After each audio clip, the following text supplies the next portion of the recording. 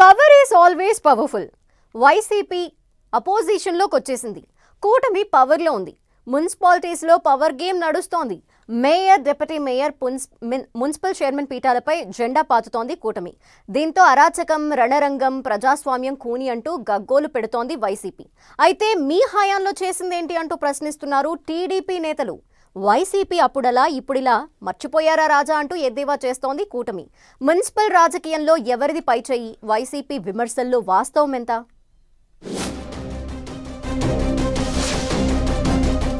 నాడు వైసీపీ, నేడు కూటమి. మున్సిపాలిటీల్లో పవర్ గేమ్. మున్సిపల్స్ లో కూటమిది అరాచకమంటూ వైసీపీ గగ్గోలు. పవర్లో ఉన్నప్పుడు మీరు చేసిందేంటని ప్రశ్నిస్తున్న టీడీపీ. రాజకీయం ఎప్పుడూ రంగు మార్చుకుంటుంది. నేతలెప్పుడూ అధికార పార్టీలో ఉండాలనుకుంటారు. వైసీపీ పవర్లో ఉన్నప్పుడు లోకల్ లీడర్లంతా ఫ్యాన్ కింద సేద తీరారు. ఇప్పుడు అధికారం కోసం, కాంట్రాక్టుల కోసం, కమిషన్ల కోసం మెల్లిగా కూటమి చాటున దాక్కునే ప్రయత్నం చేస్తున్నారు. దీంతో మున్సిపాలిటీల్లో పవర్ పాలిటిక్స్ నడుస్తున్నాయి. ఒక్కో మున్సిపాలిటీ, మున్సిపల్ కార్పొరేషన్ను స్వాధీనం చేసుకుంటోంది కూటమి.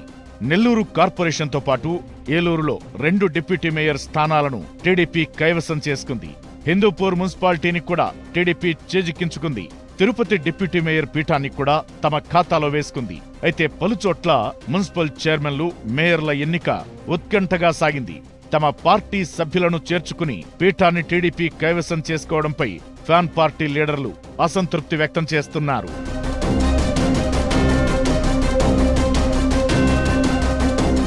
తిరుపతి డిప్యూటీ మేయర్ ఎన్నికపై వైసీపీ రాద్ధాంతం స్టార్ట్ చేసింది. 5 వైసీపీ కార్పొరేటర్లను టీడీపీ నేతలు కిడ్నాప్ చేశారంటూ ఫ్యాన్ పార్టీ లీడర్లు గగ్గోలు పెడుతున్నారు.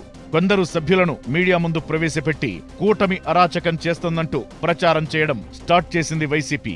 అధికారంలో ఉన్నామని కూటమి అరాచకం చేస్తోందని మండిపడుతోంది. బెదిరించి, కిడ్నాప్లు చేసి ప్రజాస్వామ్యానికి విరుద్ధంగా మున్సిపల్ పీఠాలను లాక్కుంటున్నారని వైసీపీ ఆరోపిస్తోంది. ఇక్కడే వార్ ఆఫ్ వర్డ్స్ స్టార్ట్ అవుతున్నాయి. అధికారం కోల్పోయేసరికి వైసీపీకి ప్రజాస్వామ్యం గుర్తుకొచ్చిందా అని ప్రశ్నిస్తున్నారు టీడీపీ నేతలు. 5 ఏళ్లు పవర్లో ఉండి అడ్డగోలుగా వ్యవహరించి అరాచకం చేసిన విషయాన్ని మర్చిపోవద్దంటున్నారు తెలుగు తమ్ముళ్లు. అసలు ప్రజాస్వామ్యం, అరాచకమని మాట్లాడే అర్హత కూడా వైసీపీకి లేదనేది కూటమి నేతల వాదన. వైసీపీ అధికారంలో ఉన్నప్పుడు మున్సిపల్ ఎన్నికల్లో భయానక పరిస్థితులు సృష్టించిన విషయాన్ని గుర్తు చేస్తున్నారు టీడీపీ నేతలు. కనీసం తమ అభ్యర్థులను పోటీ కూడా పెట్టనివ్వకుండా నామినేషన్ వేస్తామన్న వాళ్లను బెదిరించి దాడులు చేశారని ఇప్పుడు అదే వైసీపీ నీతులు చెబుతోందని మండిపడుతున్నారు కూటమి లీడర్లు. ప్రజాస్వామ్యం అన్నది లేకుండా 80% మున్సిపాలిటీలను ఏకగ్రీవం చేసుకుని పోటీ చేయాలనుకున్న వారిని భయభ్రాంతులకు గురిచేసి ఊర్లు విడిచిపెట్టి వెళ్లిపోయేలా చేశారని మండిపడుతున్నారు. అప్పుడు చేసిందంతా చేసి ఇప్పుడు అధికారం కోల్పోయేసరికి స్వీట్ వాయిస్ ఎందుకని ప్రశ్నిస్తున్నారు టీడీపీ నేతలు. అధికారం శాశ్వతం కాదన్న విషయం వైసీపీ ఎప్పుడైనా అర్థం చేసుకోవాలని సూచిస్తున్నారు. అయినా తామెవరినీ బెదిరించడం లేదంటున్నారు టీడీపీ నేతలు. అభివృద్ధి పనుల కోసం వైసీపీ కార్పొరేటర్లు, కౌన్సిలర్లు తమ పార్టీలోకి వస్తామంటే చేర్చుకుంటున్నామంతే అని చెబుతున్నారు. ఆ క్రమంలోనే మున్సిపల్ పీఠాలు తమ సొంతమవుతున్నాయని అంటున్నారు. వైసీపీ చేసినంత అరాచకం, అడ్డగోలు బిహేవియర్ తమతో కాదని చెబుతున్నారు. డెవలప్మెంట్ కోసం కొందరు, వైసీపీ అధినేత తీరు నచ్చక మరికొందరు రకరకాల కారణాలతో కార్పొరేటర్లు, కౌన్సిలర్లు ఫ్యాన్ పార్టీని వీడుతుంటే తమ మీద అక్కసు వెళ్లగక్కడం ఎందుకని క్వశ్చన్ చేస్తున్నారు టీడీపీ నేతలు.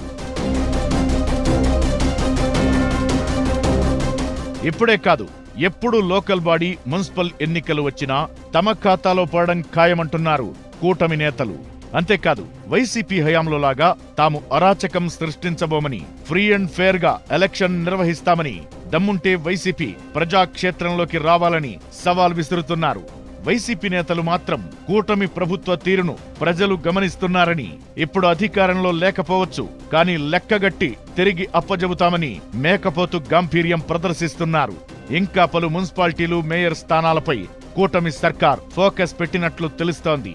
రాబోయే రోజుల్లో మున్సిపల్ రాజకీయం ఇంకెంత హీటెక్కనుందో చూడాలి మరి.